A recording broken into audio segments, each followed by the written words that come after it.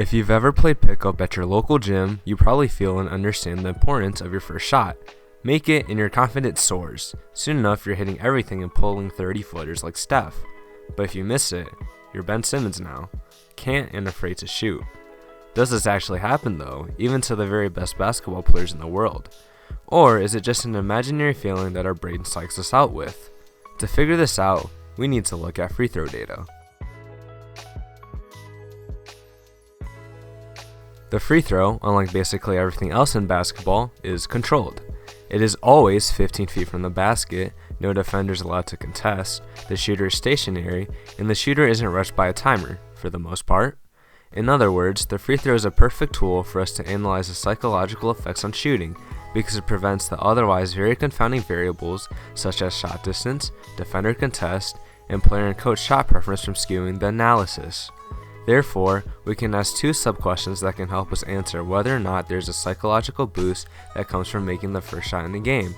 Are players more likely to make the second free throw when making the first? And are players more likely to miss the second free throw when missing the first? In order to answer these questions, we look at free throw patterns. In other words, when are players making and missing in a given free throw trip?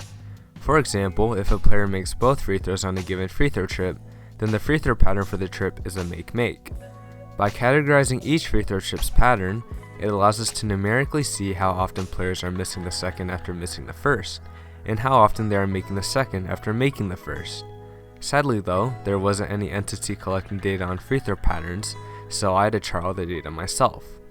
Therefore, over the entire 2023 NBA season, I went through every game and labeled each free throw trip to its specified pattern. Only free throw trips that had 2 or 3 free throws were counted, as free throw trips with 1 free throw have no second shot that can be used for direct comparison.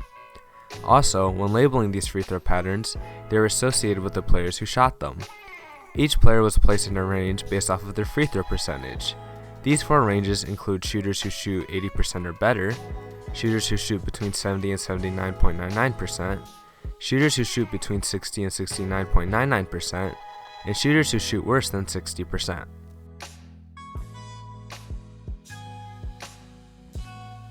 In 2023, the league shot 78.17% on free throws. However, when we adjust it to only include free throws that come from free throw trips with 2 or 3 free throws, that percentage rises to 78.37, which will serve as the standard. This means that on a single given free throw, it is expected that the average NBA player makes that free throw 78.37% of the time. Yet, on all 2-point free throw trips where the first free throw is missed, the second free throw is converted only at a 76.74% rate. Additionally, on all 2-point free throw trips where the first free throw is made, the second free throw is made 81.24% of the time. These two statistics are very good indicators for there being a possible psychological effect, because more free throws were missed when the first free throw was missed, and more free throws were made when the first was made. This remains mostly true when looking at the 4 shooting ranges, except when it comes to shooters between 60 and 69.99%. On average, shooters in this range shot 67.43%, but they made the second free throw after missing the first 70.21% of the time. This is rather odd, and I have no other explanation other than that the sample size of this range is significantly smaller than others. Lastly, free throw trips with 3 free throws constituted only 3.36% of free throw trips and only about 5% of all free throws, so they were discarded for calculation simplicity and also potential variation. Even though there is a rather significant difference between the percentages, are these differences statistically significant? To figure this out, a one-sample z-test can be run to figure out how many standard deviations a given value varies from the mean. When crunching the numbers into the formula, the z-score calculation and the chances of a miss-miss free throw pattern and a make-make free throw pattern are certainly statistically significant, as the absolute values of both are greater than 1.96. Additionally, this still remains true even if we adjust the mean to be the actual league average, or the even lower percentage it would be when excluding 3-point free throw trips. These results can also be confirmed when comparing the likelihood of both a miss-miss and a make-make happening. Utilizing the adjusted league average percentage, the likelihood of a make-make happening is 61.42%, however it actually happened 61.69% of the time. Likewise, the chance of a miss-miss happening is 4.68%, but it actually happened at an almost 6% rate.